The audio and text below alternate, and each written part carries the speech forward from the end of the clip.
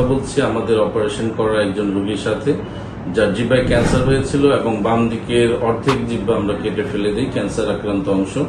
এবং উনি 1 বছর পরে আজকে ফলো আপে আসছেন এবং ওনার জিহ্বা দেখে বোঝা যায় না যে ওনার কোনো অপারেশন করা হয়েছে এবং সম্পূর্ণটাই আস্ত একটা জিহ্বা মনে হয়, এবং যে রিপ্লেস করা হয়েছে সেটিও বোঝা যায় না। উনি সম্পূর্ণরূপে খেতে পারছেন। আসুন ওনার অভিজ্ঞতার কথা আমরা ওনার মুখ থেকে শুনে নিই। আসসালামু আলাইকুম, কেমন আছেন? আপনার তো অপারেশন করলাম হচ্ছে 1 বছর হয়ে গেল, তাই না? জি 1 বছর। তো এখন তো আপনাকে দেখলে বোঝা যায় না যে আপনার অপারেশন হয়েছে, জিহ্বার অপারেশন, তাই না? জি আসলে তাই। এবং আপনার তো কথাবার্তা যে বলেন, আমার সাথে যে আপনি কালকে ফোনে কথা বলেন, আমি দেখলাম যে আপনি সম্পূর্ণ সব স্পষ্ট ভাবে কথাবার্তা বলতে পারছেন। হ্যাঁ, এগুলো আস্তে আস্তে সবই স্পষ্ট হইতেছে। মানে প্রথম একটু ছিল, জড়তা ছিল, এখন আস্তে আস্তে কাটিয়ে দিতেছেন।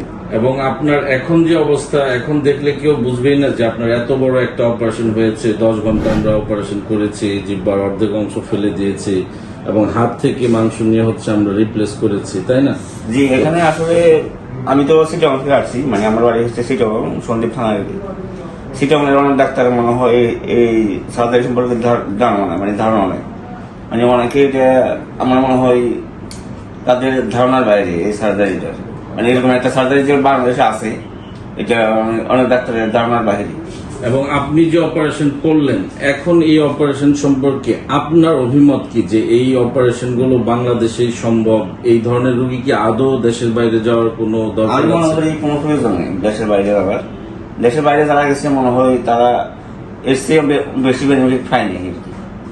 তো যাদের এই ধরনের রোগ নিয়ে ভুগছেন বা যারা এই ধরনের রোগে আক্রান্ত, তাদের উদ্দেশ্যে আপনার আসলে কি কিছু বলার আছে কিনা? যারা এই ধরনের রোগে আক্রান্ত, মানে ঘা দেখা দিছে জিহ্বাতে, তারা অবশ্যই আগে ডাক্তারের কাছে যে এটা বায়োপসি টেস্ট করতে হবে। বায়োপসি টেস্টের পরে ডাক্তার মেডিকেল মানে সার্জন বাংলাদেশে আমার মনে হয় ডাক্তার মাসুক, ওনার কাছে আসলে সবচেয়ে ভালো হয় আমার মনে হয়।